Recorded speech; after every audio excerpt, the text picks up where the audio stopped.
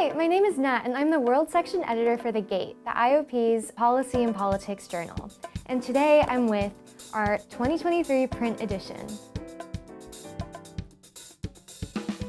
Oh my gosh. Oh.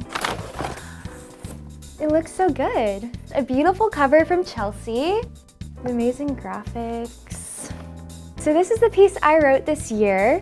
I covered the Brazilian elections and the Capitol storming in Brasilia.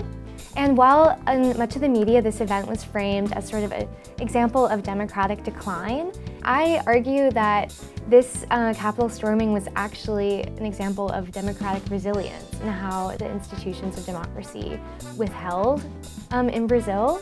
So one of the really cool things about The Gate is that we cover a whole variety of sections. We have the world section, we have an interview section, we have opinion sections, which are all really great.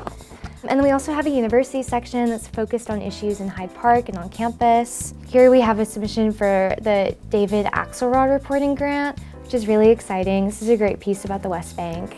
So I joined The Gate last year as a second year, and I just showed up to one of the first meetings, and I really liked the people I met. I found it was a really great community of people who were interested in the same issues that I was. So I just started writing my first article, and then it was a very exciting process of working with other people at the publication, and we edited it. And I remember publishing my first article was really exciting. So I would say it's definitely a community where people are interested in supporting each other and sort of bringing different perspectives from UChicago and across the world to a beautiful publication. So we're having a meeting on October 1st at 3 p.m. in the IOP living room. Everyone is welcome.